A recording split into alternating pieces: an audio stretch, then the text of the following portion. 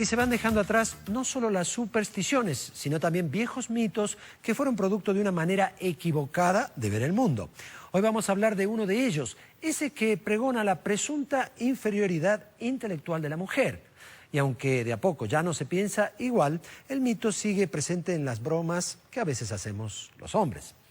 Esta noche vamos a contarles cosas sorprendentes que la historia oficial no suele mencionar. Mujeres que se han destacado en todos los ámbitos de la cultura y la política, pero sobre todo en la ciencia. Algo que pocos saben, por ejemplo, del aporte de 2 mujeres al conocimiento de la genética y al desarrollo de las computadoras. Empecemos entonces con las verdaderas causas de que las mujeres no hayan podido desarrollar todas sus potencialidades, porque la ciencia ha demostrado que ellas y nosotros tenemos un cerebro igualmente dotado. Ya durante la prehistoria nace la primera división de roles para la supervivencia. Los hombres, al tener más fuerza física, eran cazadores, se enfrentaban a las grandes bestias y defendían a su prole.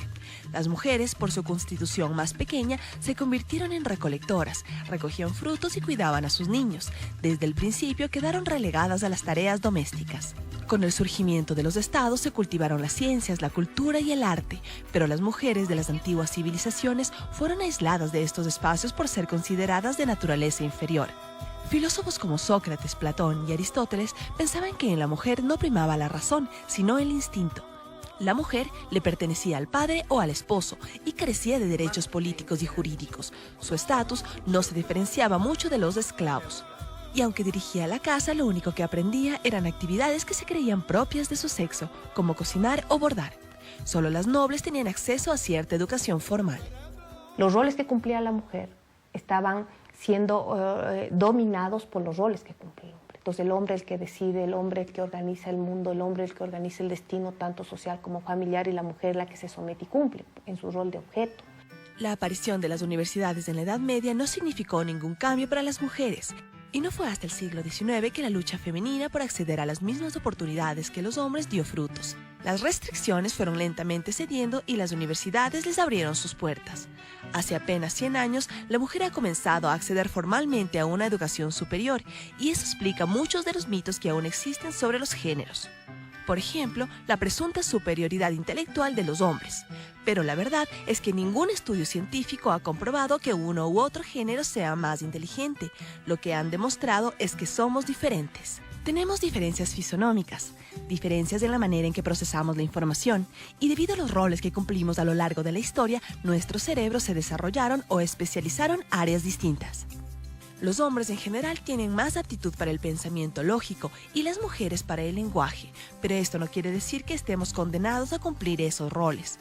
Una mujer puede llegar a ser una gran científica, como veremos más adelante, o un hombre un gran orador, porque las aptitudes con las que nacemos pueden ser desarrolladas o no, dependiendo de los estímulos que tengamos desde la niñez. Hombres y mujeres entonces serán inteligentes en la medida en que gocen de una educación que potencie sus capacidades.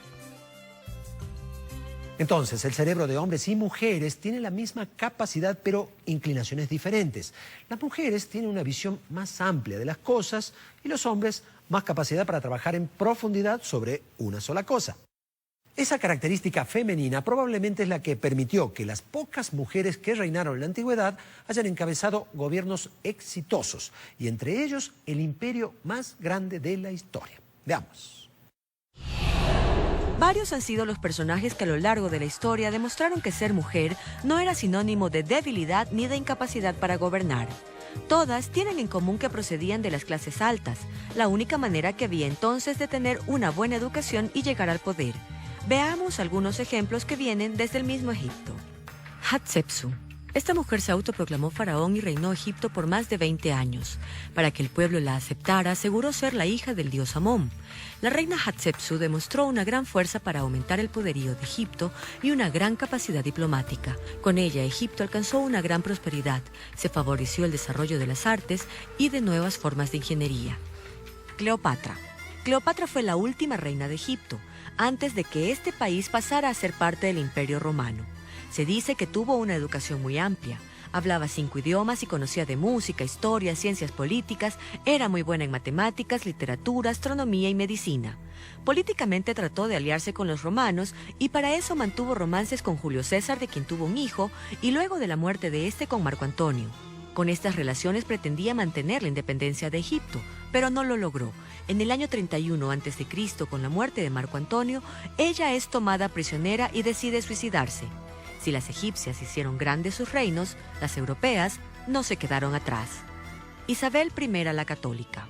La historia dice que llegó al trono gracias a que su hermano, el rey Enrique IV, la declaró la única heredera. Se casó con Fernando de Aragón y durante su reinado, lo que hoy conocemos como España alcanzó un gran esplendor. Administró su reino en base a proyectos. De ese modo dio paso al viaje de Colón, con el que se descubriría América, aunque también es la responsable de la expulsión de los judíos y los musulmanes. Inglaterra tuvo, en cambio, la mujer que gobernó el imperio más grande de la historia, Victoria I de Inglaterra. Victoria gobernó Inglaterra por 68 años. El suyo ha sido el reinado más largo de la historia. La era victoriana, como se conoce su periodo, trajo progreso y riquezas para el Reino Unido. Fue un periodo de cambios económicos, tecnológicos y sociales. Fue ya muy importante en la revolución industrial, ayudó a su pueblo, el pueblo salió adelante porque había una diferencia muy grande entre una clase alta y una clase baja. Entonces la clase burguesa se formó ya gracias a la industrialización. Gracias a esta mujer, el imperio inglés llegó a comprender 450 millones de habitantes. Tuvo colonias en América, África, Asia y Europa. Londres pasó a ser durante mucho tiempo el primer centro financiero y de intercambio mundial. Bien. Hoy muchas mujeres están demostrando su capacidad para gobernar y no llegaron al poder por herencia real, sino por elección popular. Casos: Angela Merkel o Michelle Bachelet. Hay más ejemplos en el tercer mundo, como Indira Gandhi y Benazir Bhutto, pero en los países donde se hicieron las más grandes revoluciones contemporáneas, como Francia, Rusia y Estados Unidos, jamás una mujer fue elegida para gobernar. Y enseguida, escritoras, pintoras y científicas. Mujeres científicas, dije. Pues sí, y entre ellas las madres del ADN y las computadoras, y la única persona del mundo que ganó el Premio Nobel de Ciencias en 2 disciplinas diferentes. Enseguida se las presentamos. A lo largo de la historia, millones de mujeres debieron luchar duramente contra sociedades machistas para poder desarrollar sus capacidades intelectuales. Enseguida conoceremos a las más grandes científicas, pero ahora veremos a las que se destacaron en las artes y la cultura. Aquí va. A pesar de todos los prejuicios y las prohibiciones, fueron muchas mujeres las que realizaron grandes creaciones artísticas a lo largo de la historia, pero raramente alcanzaron la fama de sus colegas masculinos. En la pintura muy pocas han sido reconocidas. La mayoría de ellas tenían que trabajar junto a sus padres, esposos o hermanos. Las cosas fueron cambiando a mediados del siglo XIX, cuando las grandes escuelas de bellas artes europeas comienzan a aceptarlas, aunque se les prohibía el ingreso a las clases de desnudo, alegando razones morales. Luego el problema pasó a ser otro. Para que las obras no se desvalorizaran, algunas mujeres tenían que firmar con seudónimos masculinos. Hoy en día, pinturas como las de Frida Kahlo son tan cotizadas y famosas como las realizadas por hombres, porque nuestra sociedad aprendió a distinguir y valorar el lenguaje femenino plasmado en las obras. Hay un lenguaje femenino en el arte, hay un lenguaje femenino en toda la cultura, hay una manera de ser, de actuar, de pintar, de escribir, que es femenino indudablemente. Un cuadro de Frida Kahlo nunca pudo haber sido pintado por un hombre. La literatura fue otro espacio que las mujeres fueron conquistando de a poco. A partir del siglo XX ya podíamos hablar de grandes escritoras que regalaron al mundo historias que reflejaban otras necesidades, otras visiones, contadas de una manera distinta. La mujer ha permitido que nos demos cuenta de que puede haber distintos lenguajes y que todos son igualmente importantes y que todos son igualmente valiosos. Gabriela Mistral, poetisa, diplomática y pedagoga chilena, dedicó su vida a la difusión de la cultura, a la lucha por la justicia social y los derechos humanos. En 1945 ganó un Premio Nobel de Literatura. La escritora británica Virginia Woolf fue otra mujer que buscó igualdad de derechos, una de las primeras intelectuales en establecer una teoría feminista. Además, por su originalidad y estilo literario, es considerada una de las figuras más relevantes de la literatura del siglo XX. La francesa Marguerite Yourcenar alcanzó la celebridad gracias a un estilo en el que combinaba la narrativa y la investigación. Su calidad intelectual la convirtió en la primera mujer que ingresó a la Academia Francesa de la Lengua en 1980. Otra brillante escritora francesa fue Simone de Beauvoir. Sus obras trataban de temas políticos y sociales, principalmente sobre la igualdad de derechos. Fue una gran pensadora y representante de la corriente filosófica del existencialismo, junto a su pareja Jean-Paul Sartre. Y la lista de escritoras puede hacerse interminable. Anaïs Nin, Alfonsina Storni, Françoise Sagan, Isabel Allende, Selma Lagerlöf, Agatha Christie, George Sand, Emily Brontë, Pearl Buck. Las mujeres con el tiempo dejaron de ser las musas inspiradoras del arte para participar activamente en la creación artística, aportando la otra mitad de la mirada artística de la humanidad. ¿Qué habría sido si la mujer no ponía su toque? Lo mismo que si el hombre no ponía su toque. Tendríamos culturas cojas, tendríamos corrientes incompletas, corrientes literarias incompletas, corrientes artísticas incompletas. Profundas palabras, ¿no? Durante miles y miles de años el mundo desperdició el talento artístico de millones de mujeres. Nos perdimos entonces de conocer la mirada artística de la mitad de la humanidad. Hay un dato, este año el Oscar al mejor director de cine se lo llevó una mujer. Que un gran mito sobre la capacidad intelectual de las mujeres arguye que jamás existieron mujeres científicas. Pues caballeros, eso no es verdad. Las hubo y la historia ya comienza a reconocer su extraordinario trabajo. La primera médica de la que se tenga registro es la egipcia Meriptah, 2700 años antes de Cristo. En Grecia, Téano, pupila de Pitágoras, fue médica y matemática. Pero sin lugar a dudas, la científica más destacada de la antigüedad es Hipatia de Alejandría, autora de textos de geometría, álgebra y astronomía, y hoy famosa gracias a una reciente película de Alejandro Amenábar. Con el dominio del cristianismo en Occidente, la sumisión de la mujer se acentuó. Su tarea era engendrar hijos y apoyar a los hombres de la casa, valores que se consideraban naturales por decisión divina. Los cambios iniciaron en el siglo XVII, cuando las mujeres pueden aprender a leer y escribir públicamente. Pero sería a partir de la Ilustración francesa, un siglo más tarde, que se dio una expansión del rol de la mujer en campos de la ciencia como la biología, química, astronomía, matemáticas o la física. Ellas comienzan a dar espacio también y comienzan a visibilizar y a dar voz a todo lo que se había mantenido en los márgenes y que de alguna manera no compartía con una cultura dominante. Un ejemplo es Ada Byron, condesa de Lovelace. Autodidacta, tenía amplios conocimientos en matemáticas, lo que le permitió trabajar con Charles Babbage, el llamado padre de la computación. Ya en 1843, un siglo antes que aparecieran las computadoras, Ada logró desarrollar un lenguaje de programación que, por miedo a los comentarios, solo firmó con sus iniciales. Durante mucho tiempo, se la creyó una simple transcriptora del trabajo de su jefe.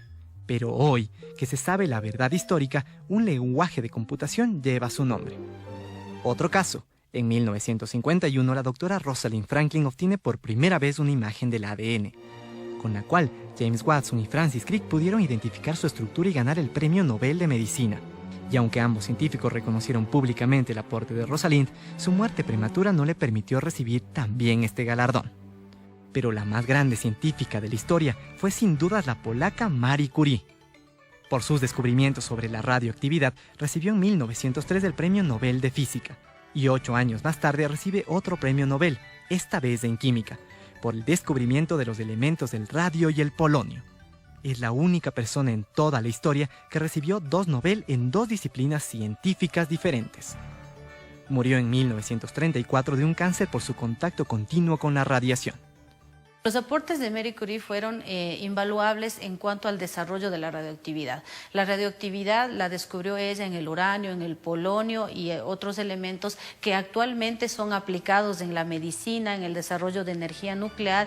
Una hija de Madame Curie, Irene, seguiría sus pasos y obtendría también su premio Nobel por su trabajo sobre la radioactividad artificial. Bueno, ahí están. Estas mujeres siempre debieron trabajar a la sombra de un hombre y su labor quedó opacada por los prejuicios sociales. El caso de Madame Curie es extraordinario porque Luego de enviudar, se dio modos para criar 2 hijas. Siguió investigando y también ganó otro premio Nobel. En un momento, 3 valerosas mujeres de la ciencia. Y en el Ecuador, las mujeres en las universidades ya superan largamente a los hombres, incluso en algunas carreras de ciencias. Ya les contamos. La ciencia ha sido uno de los campos que mayor dificultad les ha presentado a las mujeres porque requiere de mucho estudio y a veces mucho riesgo. Incluso hubo mujeres que pagaron con su vida el derecho a investigar y a trabajar en lo que las apasionaba. Aquí solo van 3 de ellas. Hipatia de Alejandría. Hipatia nació en el año 370 a.C., una época en que la mujer a duras penas era considerada un ser humano. Pero su padre, un célebre pensador de la época llamado Teón, le enseñó oratoria, matemáticas, astronomía, geometría y filosofía, y despertó en ella la pasión por la investigación. Con el tiempo, Hipatia se convirtió en maestra de algunos de los futuros gobernantes de la época y se ganó el derecho a dirigir el Museo de Alejandría, por entonces faro de la cultura mundial. Varios son los inventos que se atribuyen, entre ellos un destilador de agua y el planisferio, un aparato empleado para medir la posición de las estrellas. Pero el cristianismo comenzó a ganar terreno en Alejandría y el obispo Cirilo quería terminar con el paganismo. A Hipatia, conocida pagana, se la acusó de conspirar y un grupo de fanáticos la arrastró por las escalinatas del museo para luego descuartizarla y quemar sus restos. Hay una frase que se le atribuye a Hipatia y muestra lo liberal que fue. Defiende tu derecho a pensar, porque incluso pensar de manera errónea es mejor que no pensar. Ya en nuestros tiempos, otra científica murió por defender lo que pensaba. Dian Fossey. Dian Fossey, sin tener conocimientos de zoología, dedicó casi 20 años de su vida al estudio de los gorilas, convirtiéndose en una incondicional defensora de la naturaleza. Para realizar su investigación, Dian se internó en las montañas de Zaire y el Congo, y con su trabajo demostró que estos animales no eran violentos o carnívoros. Su compromiso con estos enormes animales la llevó al extremo de imitar su conducta hasta lograr ser aceptada por ellos y así poder estudiarlos. Para terminar con la cacería ilegal de gorilas, se enfrentó a las mafias que traficaban con partes del cuerpo. Fue amenazada de muerte en varias oportunidades hasta que apareció muerta en su casa. Poco antes de ser asesinada, Fossey dijo: Cuando te das cuenta del valor de la vida, uno se preocupa menos por discutir sobre el pasado y se concentra más en la conservación para el futuro.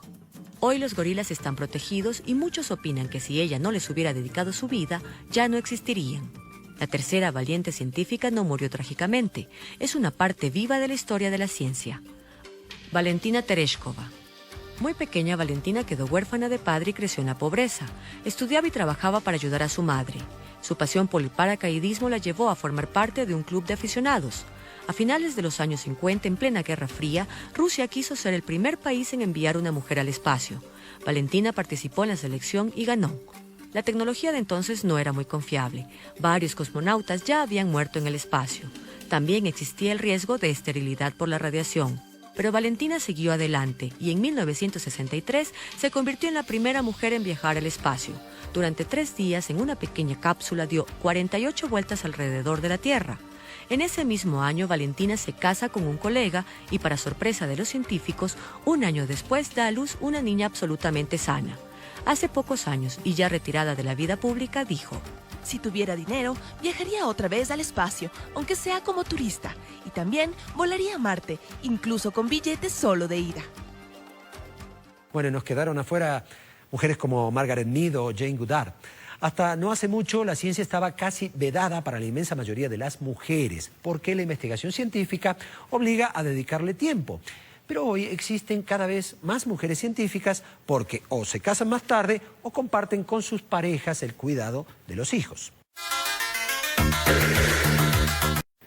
Las cosas están cambiando y mucho. Y en el Ecuador, pues también. Quisimos saber cuántas mujeres estudian en las universidades y nos encontramos con enormes y agradables sorpresas. Vean si no. La equidad en el acceso a la educación era algo improbable hace menos de un siglo, pero hoy ya es una realidad. En muchos países las mujeres ya sobrepasan a los hombres en las aulas universitarias, y ahora también en el Ecuador. Por ejemplo, actualmente en la Universidad Central del Ecuador, sobre 48.000 estudiantes, 28.000 son mujeres. En la Universidad de las Américas, privada, la proporción es parecida, el 52% de los alumnos son mujeres. Aunque algunas carreras como arquitectura, ingeniería o matemáticas siguen siendo de dominio masculino, las mujeres son más numerosas en carreras relacionadas con las ciencias sociales y las ciencias humanas. En medicina, las mujeres sobrepasan largamente a los hombres. En la Universidad Central son casi el 70% y en la UDLA el 56%. En filosofía y letras, las mujeres son el doble, tendencia que se repite en ingeniería ambiental, psicología y en ingeniería química. En carreras como derecho, que eran un bastión masculino, hoy prácticamente no existe diferencia. Sin embargo, falta avanzar más, porque aún con un título bajo el brazo, el éxito laboral se hace difícil para las mujeres. Hay reticencia y prejuicios para que ocupen cargos importantes, o incluso que sus remuneraciones sean iguales a sus colegas masculinos. El camino se ha abierto, pero es un camino sumamente difícil y duro todavía para la mujer. Nosotros vemos que la misma Constitución ya plantea la igualdad en cargos públicos, sin embargo esto no se ha evidenciado. Por ejemplo, aquí en la Politécnica, de los 76 cargos públicos, apenas 6 están ocupados por mujeres.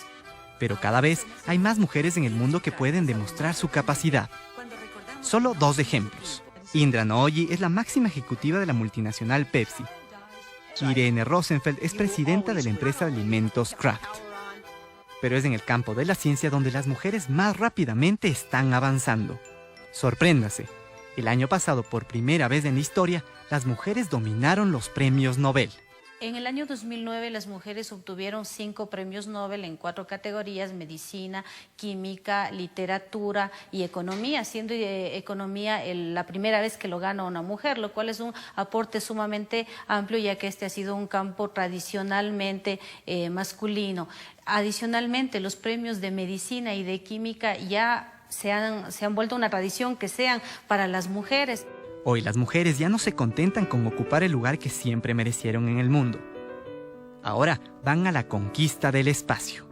El 7 de abril pasado, por primera vez en la historia, 4 mujeres astronautas se reunieron en la estación espacial. Las ingenieras Stephanie Wilson y Naoko Yamasaki, la geóloga Dorothy Metcalf y la física Tracy Cadwell. Junto a un grupo de hombres formaron un equipo multinacional que trabaja para darle a la humanidad una nueva perspectiva de su futuro. Es todo un símbolo de la época en que vivimos y de un futuro en el que finalmente habrá justicia para la postergada mitad del género humano. Bueno, ya vieron, las cosas están cambiando. Resumiendo, en estos últimos 6 meses las mujeres han ganado la mayoría de los premios Nobel, 4 mujeres astronautas trabajan en la estación espacial y una directora de cine ganó el Oscar por su creatividad. ¿Siguen pensando que no tienen la misma capacidad intelectual que los hombres? Estas son las pruebas de que la raíz del problema estuvo siempre en la desigualdad, en las pocas oportunidades de estudiar que tuvieron. Por eso, si su hija quiere ser, por ejemplo, una científica, no crea que está perdiendo el tiempo. Apóyela para que termine la universidad y luego ejerza su título, porque podríamos tener una Madame Curie en potencia. Ojalá así suceda.